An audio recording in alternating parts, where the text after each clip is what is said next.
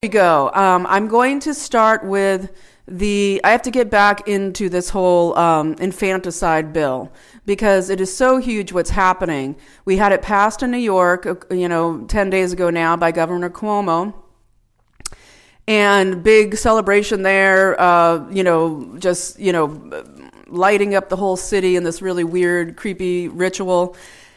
But now we have the Virginia governor wanting to support it as well, him coming out and talking on TV, as well as Kathy Tran, who's been supporting the bill, HB 2491. It's called the Reproductive Health Act.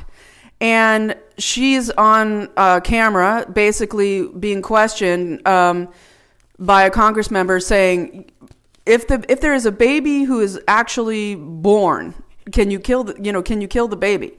Basically, that the baby is already, either about to be born or literally born. And they're saying yes. Kathy Tran had to say, yes, there's nothing in the bill that says you can't do that. Now, folks, this is a giant development in the eugenics program, as well as the organ trafficking, the blood trafficking, the coming total control of human reproduction and just the human population in the world, but in this country, rapidly coming. Because if they can now say we can commit infanticide against children if we want to, because they'll say right now that it's a woman's right. Okay, so if it's a woman's right, what if the baby is a girl and she's a full-term baby?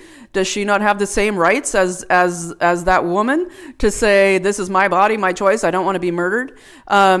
Basically, what they're doing is they're saying right now that the mother is going to have the opportunity to kill this child that is born, but soon they won't. That woman won't have the right, and it will be decided by the death panels that are already written into Obamacare, and it will be decided by the ethics boards that are already existing that will determine by biomedical research and DNA mandated research who lives and dies, and it'll become the Logan's Run society. But more horrifying than that is there's going to be quotas. There's going to be, this is predictive, they're getting us ready. So in the future, the medical establishment will have absolute control over your childbirth experience. They already do.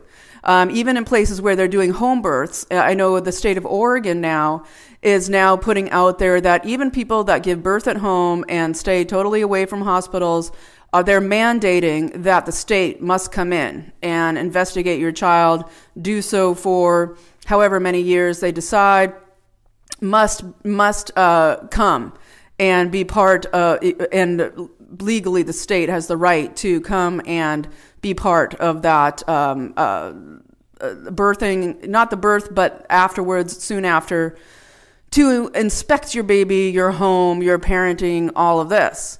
Now, this is just a very small piece of it because we get into blood, body parts, tissue, research, cloning, the whole 9 yards is involved in this, not to mention the sale of baby parts by medical institutions.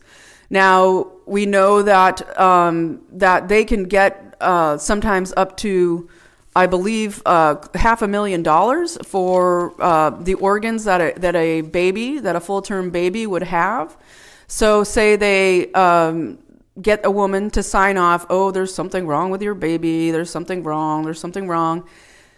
Sign it off. They then keep the baby alive, steal its organs, then kill it. It's not like, oh, my baby is, has, some horrible genetic disease. Okay, it's going to be a horrible life for them. We will put them to death. Please give my baby back to me in a nice little baby coffin so I can go bury it in my family plot.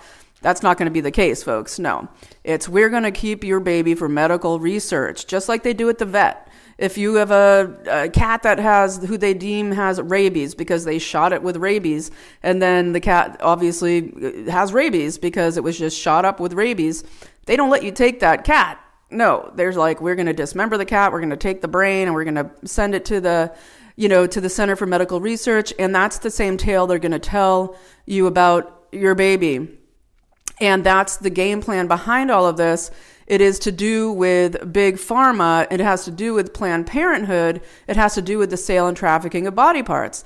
Now, I've talked to you yesterday about the man that David Daleiden, that Kamala Harris went after for going into secretly video the director, Dr. Mary Gatter. She's the medical director, one of the medical directors at Planned Parenthood, and she was caught on tape saying all kinds of stuff that made it clear that they were manipulating abortions in order to get to be able to sell fetal tissue, etc. And in mid-January, I believe it was on the 19th, a judge did deem that these videos were valid, that they were real, and that this was valid undercover reporting.